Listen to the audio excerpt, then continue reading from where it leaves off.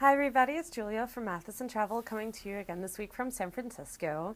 And I apologize for my sort of casual look this morning, but I'm still celebrating the win of my team, my basketball team, my college basketball team.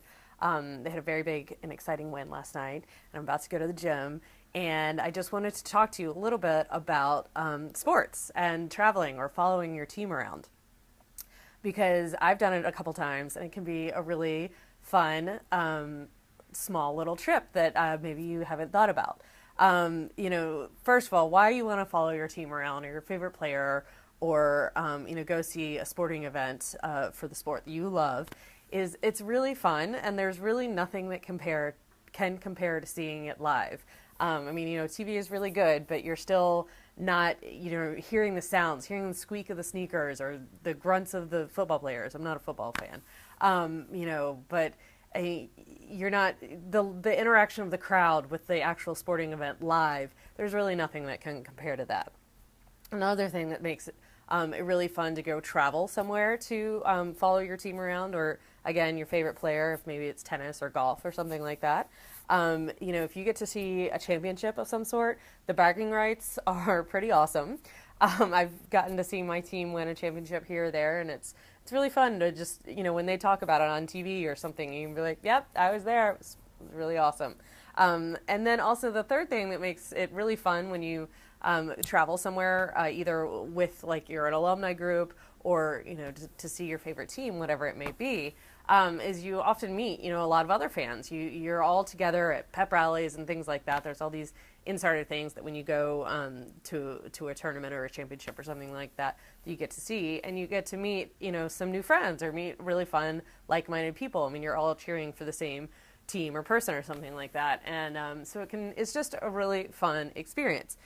But, if you think about going to a championship, like the Super Bowl or the NCAA championship or something like that, a lot of times you don't know whether your team's going to be in it until the last minute.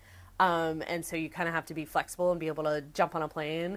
And, sometimes tickets or flights or things like that can be a little bit difficult there at the last minute, or tickets to the event. The Super Bowl was crazy expensive. I couldn't believe that people were paying those prices.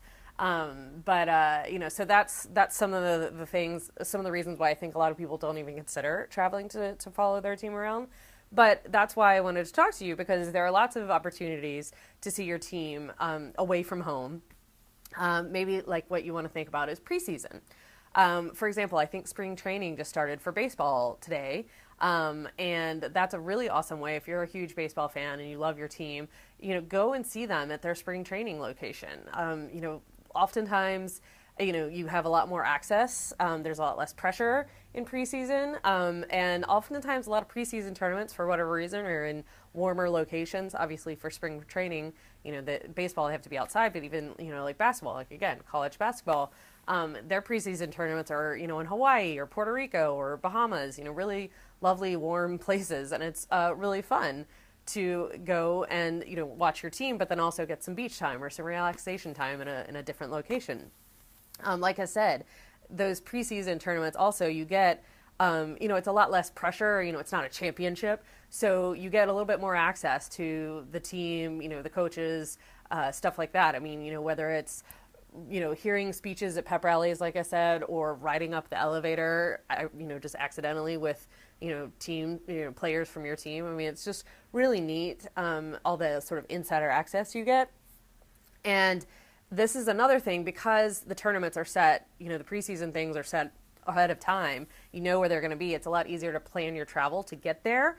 And then also, you're not as locked into the official ticket, ticket provider or the official packages. You can plan lots of other things. I mean, I have a fellow travel agent friend who is Irish Catholic, went to Georgia Tech, I believe, and Georgia Tech and Boston College and some of these Irish schools have started playing football games over in Ireland. And I mean, she took a group of 150 or so people who were all fans of the same team to Ireland. And yeah, they all went to the game, but then everybody went and did different trips around Ireland. Some of them with a group, a big group of friends, some of them on their own. I mean, the possibilities are really endless. So, you don't have to go to the Masters or to the Wimbledon finals or the Super Bowl or something like that. You can still go and experience live sports in a different location, follow your team, share your passion for your team or your favorite player with other people, and it can be really fun and really rewarding. So